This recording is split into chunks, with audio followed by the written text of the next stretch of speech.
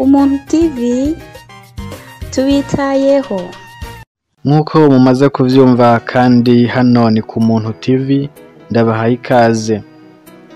Njuti namwe bagenzi, inyuma y'igihe kirekire mwumva hirya no hino bivugwa yuko muri kano karere kiwacu ariho uruvyaro rwa Aburahamu na Isaka na Yakobo ruherereye. Uyu munsi tubazaniye ikiganiro mu ncamake kibabwira neza ko mu Burundi ariho abene Benyamini baherereye, kandi ko no mu Rwanda ariho abayuda baherereye. Ni inkuru dutegurirwa na mugenzi wacu Uwizeyendiho. Ikaze mwumve ico adushikiriza. Ngiye kubabwira ikintu noneho muranyita mutu umuntu arasaze kuko mwumva ko bidashoboka.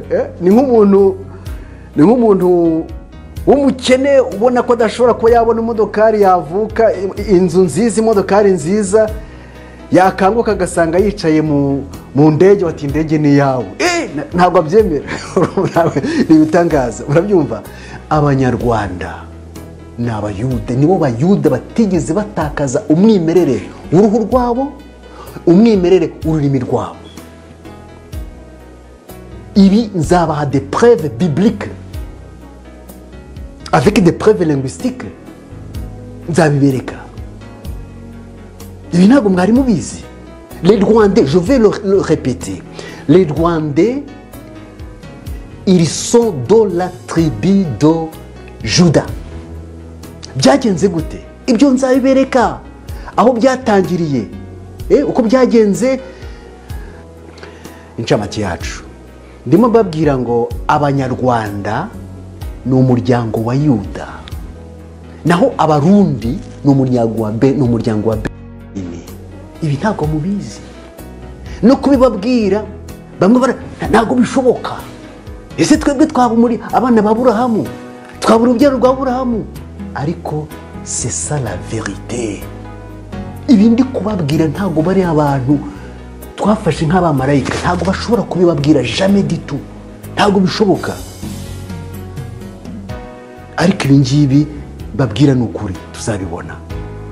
Bo barabizi, hariho n'imfura hagati yabo rwose, bo banabivuga pe, bakanabyerera hagati yabo, bamwe bakanabyandika. Hari imfura zirimo, ariko ikibazo abanyafrika dufite, ntidusoma. Duhora dutegereje ko tugaburirwa, ntidusoma. Ntabwo tuzafunguka mu bwongo tudasoma. Ariyo mpamvu mbwira la jeunesse rwandaise, si vous voulez être ouverte, lisez. Lisez, mube nk'imbeba z'ibitabo, musome. Musome. Ibi byose tugiye kurebera hamwe nzabereka. Iyo ntayoborwa n'umwuka wera ngo mbere ku bitabo bitandukanye byinshi, ntabwo twari kuzigera tumenya icyo turi cyo twebwe Abanyarwanda. Ariko je vais vous faire des démonstrations scientifiques, historiques, linguistiques, bibliques.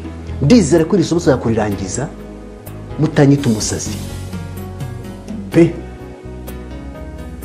kuko njye ndabizi ngiye ndi kubabwira, mwebwe ntabwo mubyakira, ndabizi, nta nubwo munabyumva. Ariko nimo abanyeshuri beza, uyu munsi mukaza mu ishuri, ejo ntimusibe. Hari abanyeshuri usanga bameze gutyo, umunsi bakaza, ejo bagasiba, ejo bakaza, ejo. Abo banyeshuri ni babi. Niba abanyeshuri beza, ndizera nashidikanya ko iri somo ry'inkomoko y'Abanyarwanda tuzajya kurirangiza Abanyarwanda bamaze kumenya inkomoko yabo, irangamuntu yabo, origine yabo. Abanyarwanda ni umuryango wa Yuda, naho abarundi ni umuryango wa Benyamini. Nzabereka byagenze gute ubwo Nebukadinezari yasenyaga ubwami bw'epfo bwari bugizwe n'abayuda n'ababenjamini. Nzabereka itinéraire, inzira, uko byagenze, ukuntu bahunze, umubare w'abayuda Nebukadinezari yajyanye. Statistique irahari, abantu bategeze ku 2023. Nzabaha statistique ziri historique zanditse. Birababaje. Noneho igihugu cyose cyari gisigaye muri 587 mbere Yesu Kristo bahise berekeza inzira ya Afrika.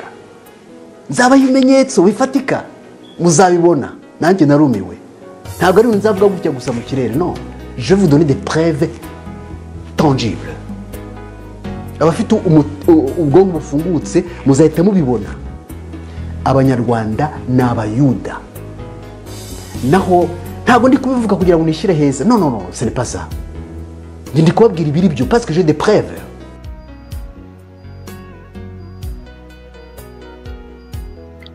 murakoze cyane bene data mwari kumwe natwe muri incamake y'aya makuru meza turushirizaho kubashikiriza ibiganiro nk'ibi kuko akenshi twagiye twigaya twisuzugura twituka twivuga uko tutari ariko iyi nkuru aho umariye kuyumva ndizera neza ko hari icyo igusigiye mu bwenge bwawe